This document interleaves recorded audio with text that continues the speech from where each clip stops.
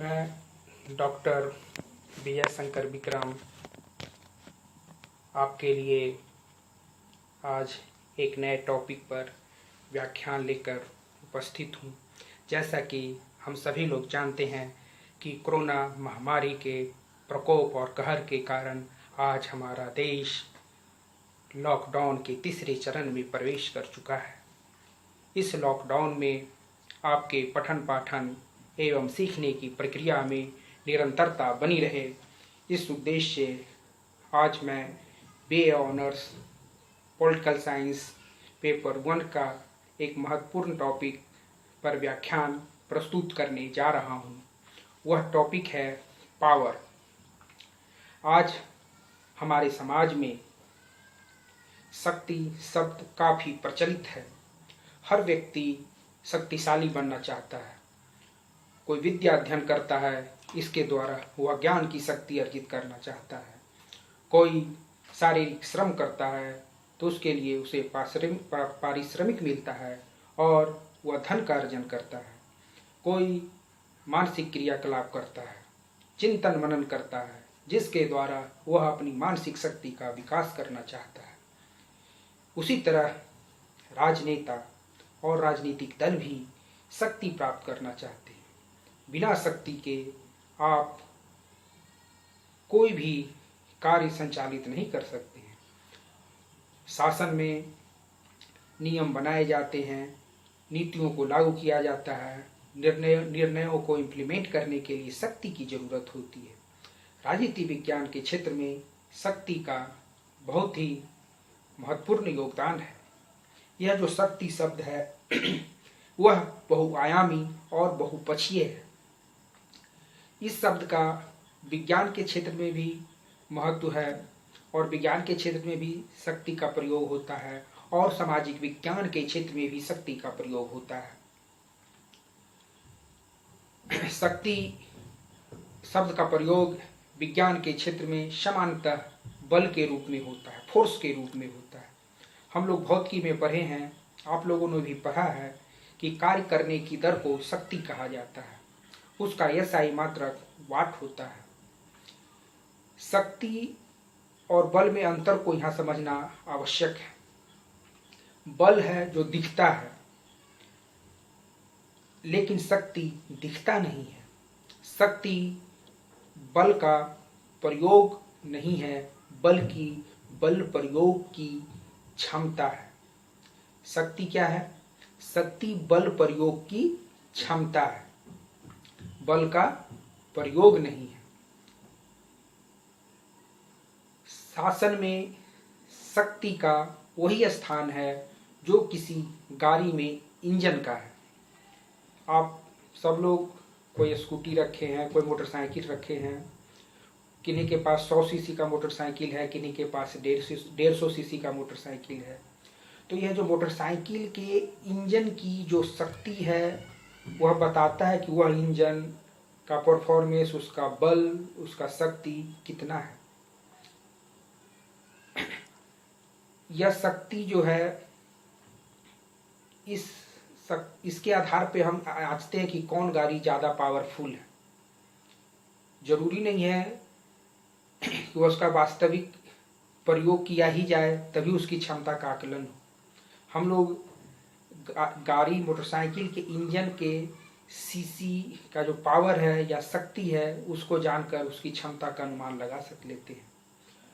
उसी तरह हमारे समाज में कोई शक्तिशाली व्यक्ति है, कोई बड़े पद पर बैठे हुए व्यक्ति हैं, कोई धन बल में बड़े हैं, तो वह अपने प्रभाव से अपने मनोनुकूल कार्यों को करवा लेते हैं और अथवा करवाने में सक्षम होते हैं। राजनीति हमारे जीवन का एक ऐसा क्षेत्र है जहाँ सबके लिए नियम बनाए जाते हैं, सबके लिए निर्णय लिए जाते हैं, साथ ही सबके अधिकार, कर्तव्य और दायित्वों को निर्धारित किया जाता है। इन सब निर्णयों को कार्य रूप देने के लिए शक्ति की जरूरत होती है। अन्यथा यह निर्णय, वह सारे कर्तव्य, वह सारे नियम केवल किताब के पन्नों की शोभा बढ़ाते रह जाएंगे।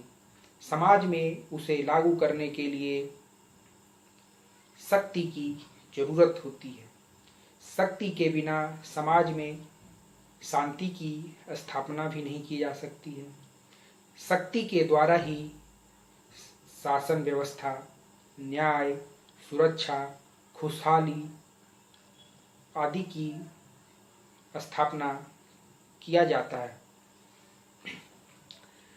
इस तरह यह स्पष्ट है कि शक्ति के बिना राजनीति अधूरी है। तो दूसरी ओर शक्ति राजनीति की धुरी है। विभिन्न विद्वानों ने राजनीति को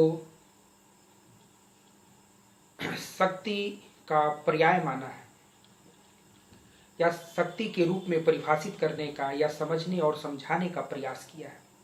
कैटलिन महोदय का कहना है, राजनीति विज्ञान शक्ति का विज्ञान है।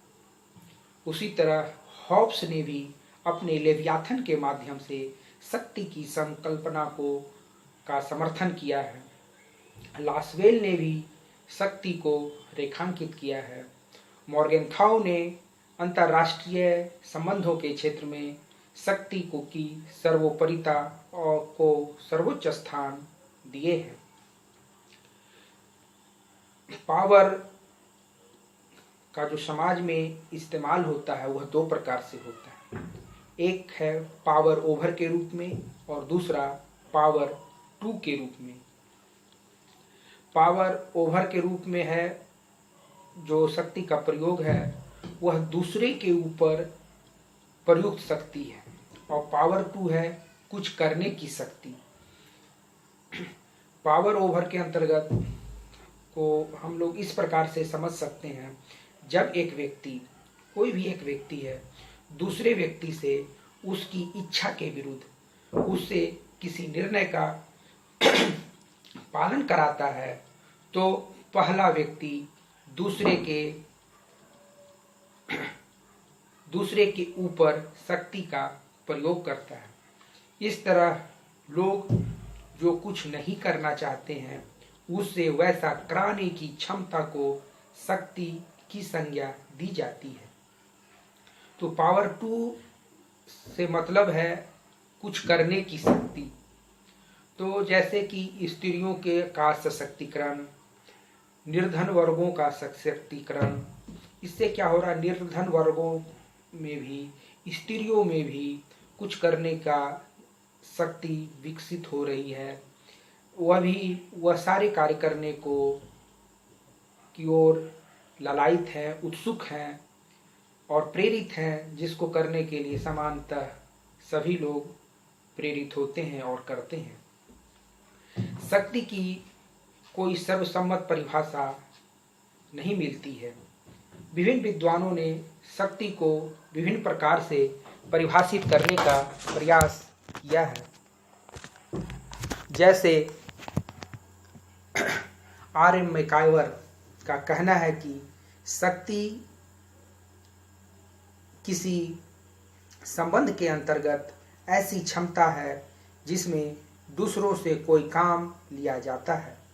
बर्ट्रैंड रसेल के शब्दों में शक्ति से तात्पर्य है मनचाहा प्रभाव पैदा करना, प्रोडक्शन ऑफ इंटेंडेड इफेक्ट्स। ऐसा बर्ट्रैंड रसेल कहते हैं, politics is the production of intended effects. वहीं मैक्स वेबर का कहना है शक्ति का अर्थ है किसी सामाजिक संबंध के अंतर्गत एक कर्ता के द्वारा दूसरों की इच्छा के विरुद्ध अपनी इच्छा को कार्यान्वित कराने की संभावना। प्रबंधन के क्षेत्र के एक प्रसिद्ध विद्वान हैं हेनरी फेयोल। उनका कहना है कि आदेश देने की एवं आज्ञा पालन कराने की योग्यता ही शक्ति है। तो हेराल्ड लासवेल का कहना है कि राजनीति का सरोकार शक्ति को संवारने और मिल बांट कर उसका प्रयोग करने से है। Politics is related to shaping and sharing of power. इस प्रकार हम यह कह सकते हैं कि शक्ति वह है जिसके द्वारा व्यक्ति दूसरों को अपनी क्षमता के अनुसार चलाने की क्षमता रखता है। इस तरह हम लोग शक्ति के अर्थ को समझने का प्रयास किया। अब हम लोग शक्ति के विविध आयामों के बारे में जानने का प्रयास करेंगे। राजनीति में शक्ति का प्रयोग बहुत ही विस्तृत क्षेत्र में होता है। यह शक्ति जिस जिस रूप में राजनीति को प्रभावित करती है उसे हम शक्ति के विविध आयाम कह सकते हैं। शक्ति को हम लोग कई रूपों में सुनते हैं। इसके आयाम को हम लोग कई नामों से जानते हैं, जैसे man power, money power, mind power, military power, technological power, economical power. लेकिन हमारे राजनीति विज्ञान में के अंतर्गत और हमारे सिलेबस में मुख्यतः शक्ति के 3 आयामों के बारे में अध्ययन करना है। पहला पॉलिटिकल पावर, राजनीतिक शक्ति। दूसरा इकोनॉमिकल पावर, आर्थिक शक्ति। और तीसरा आइडियोलॉजिकल पावर, विचारधारात्मक शक्ति। हम अपने अगले व्याख्यान में शक्ति के विविध आयामों के बारे में बताएंगे। आज हम लोगों ने शक्ति के अर्थ को जाना, उसके परिभाषा को जाना, उसके आयाम को जाना। इसके विविध आयामों का हम लोग विस्तार से अध्ययन अगले व्याख्यान में हम लोग करेंगे। आज के व्याख्यान से संबंधित अगर आपको कोई प्रश्न हो तो आप हमारे व्हाट्सएप नंबर पर और ईमेल एड्रेस पर प्रश्न पूछ सकते हैं।